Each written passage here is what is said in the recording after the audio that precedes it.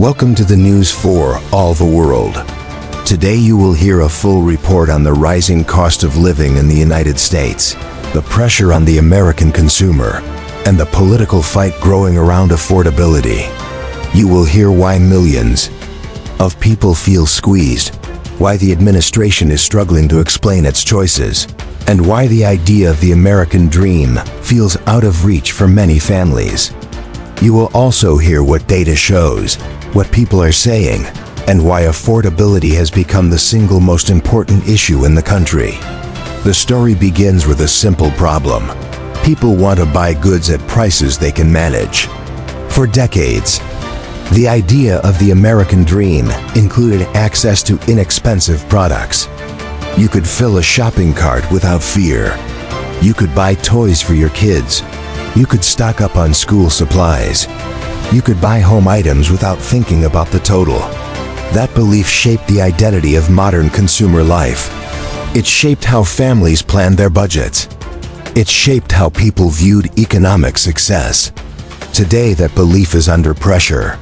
The administration tried to shift the message. Treasury Secretary Scott Bessent said cheap goods are not the essence of the American dream. He said the dream is not built on low-price products. He said Americans should focus on opportunity. President Donald Trump made a similar point. He said people should accept fewer items. He gave examples. He talked about fewer pencils. He talked about fewer dolls. He talked about less need for small things. He said consumers should adjust to new conditions. The message did not land.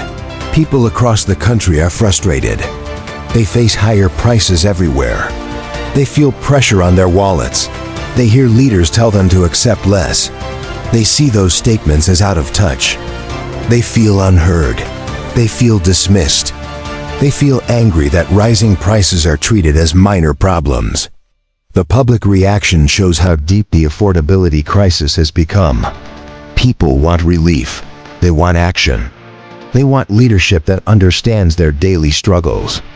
To understand this moment, you need to look at the original plan behind the administration's economic policy.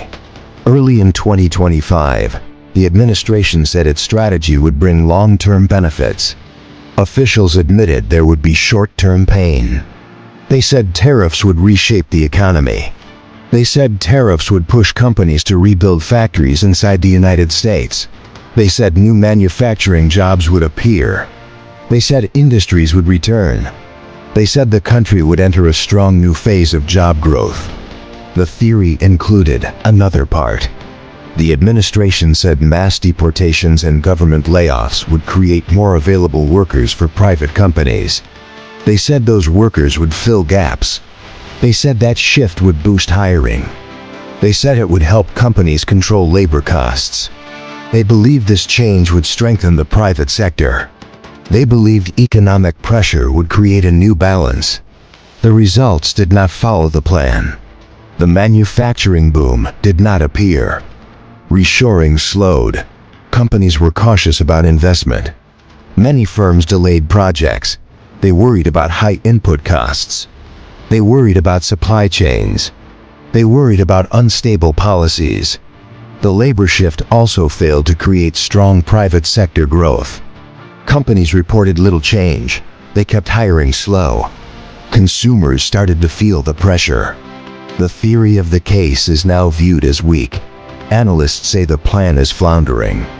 The expected economic evolution has not taken shape. As this played out, consumers felt the effect most clearly in their daily spending. Affordability is now the #1 concern for most households. Many people say prices are still too high. They say the improvement in inflation does not help because the total price level is now far above what it used to be. Since 2020, prices have risen by 25%. This is a large jump for the average household. Even when inflation slows, the higher base remains. People pay more for the same items. Wages increased, but the rise has not erased the gap between old prices and new ones. Inflation picked up again. It is on track to end the year around 3%. That rate seems small compared to the highs of recent years, It still adds more pressure on a population that already spent years adjusting to constant price jumps. The cumulative effect matters. People are tired. People feel the financial stress. People feel the psychological weight of expensive groceries, bills, and services. They remember the old numbers. They know the difference. They feel the loss in their daily budgets. Price movements are uneven. Some products fell a bit. Gas prices are lower than earlier highs. Egg prices drop from sharp peaks. Those shifts help, but only in a limited way. Other items keep rising. Coffee costs more. Beef costs more. Bananas cost more. The food basket is unpredictable. Families cannot trust stable prices. Durable goods show another trend. These prices rose by 1.5% in the first 8 months of the year. Last year, those prices fell by 1% during the same period. The expectation was that durable goods would go down as supply chains improved. Instead, they climbed. That surprise added frustration. It created more doubt about economic direction. Service prices remain high. Entertainment costs more. Transportation costs more. Families feel this increase every weekend. They feel it every month. They feel it in every bill related to leisure or movement. Wages cannot cover the rising service costs. Households reduce activities. They limit outings. They cut back on small joys. The highest pressure appears in the essential sectors. Housing is the biggest burden. The median home price is now above $400,000. 5 years ago, it was closer to $300,000. That difference puts homeownership out of reach for many young adults and many working families. Rent also increased. People pay more for less space. People move farther from cities to find a price they can manage. Long commutes create more stress. Childcare prices create another heavy load.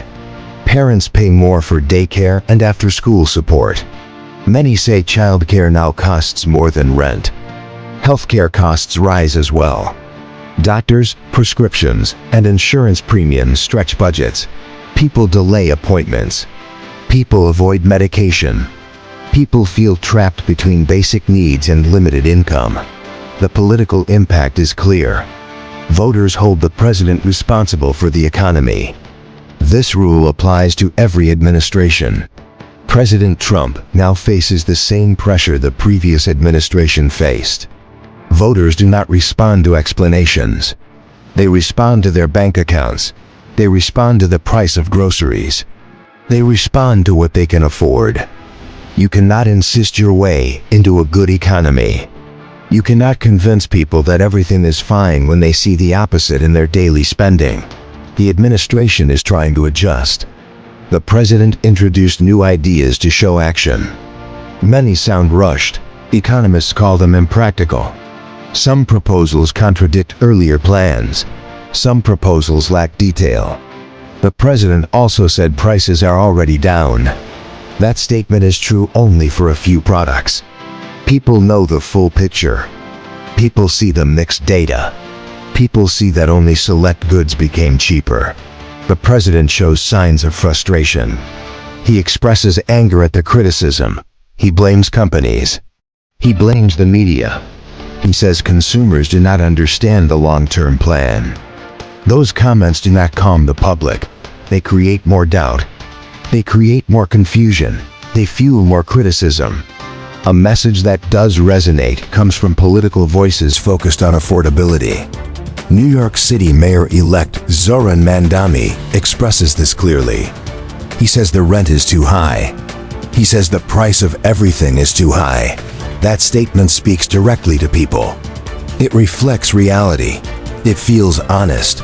People everywhere relate to it. They repeat it. They share it. It becomes a common truth across cities, suburbs, and small towns. The national mood shows clear negativity. Inflation rates improved, but consumers remember what prices used to be. They do not forget. They do not see improvement because the gap remains large. They see a slower increase, not a rollback. They focus on the final cost, not the percentage change. Tariffs add more concern. Many families believe companies will raise prices again. They fear more increases in imported goods. They fear more pressure on basic items. They fear the next wave of costs that could appear without warning. This anxiety affects confidence. It affects how people plan. It affects how they spend. Incomes add another layer to the story. On paper, wages outpace inflation. In practice, the job market feels weak. People feel stuck. They say raises are small.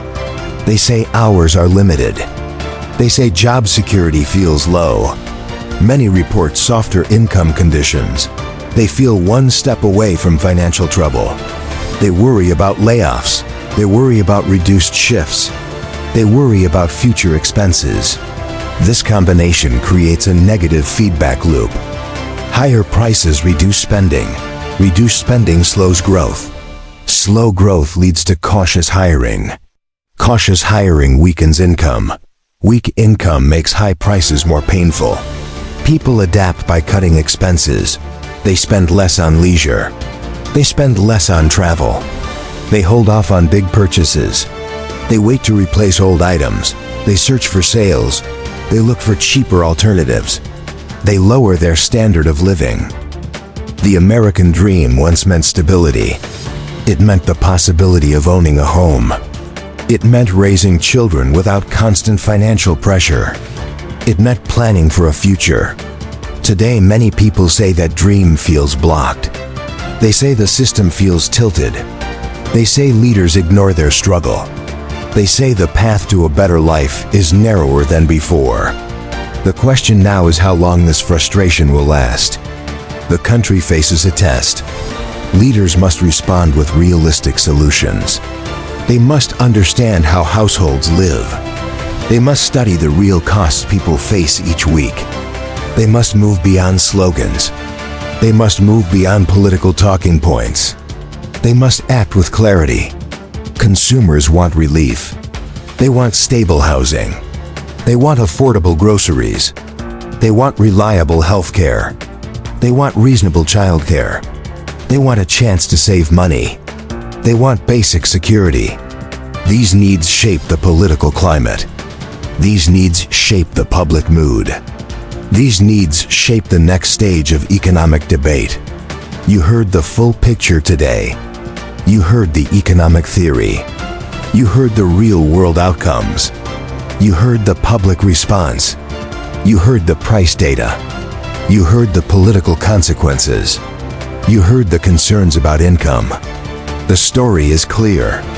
Affordability now drives the national conversation. Every household feels it. Every voter sees it. Every policymaker must face it. Thank you for watching the news for all the world. Like, share, and subscribe to stay informed with every update.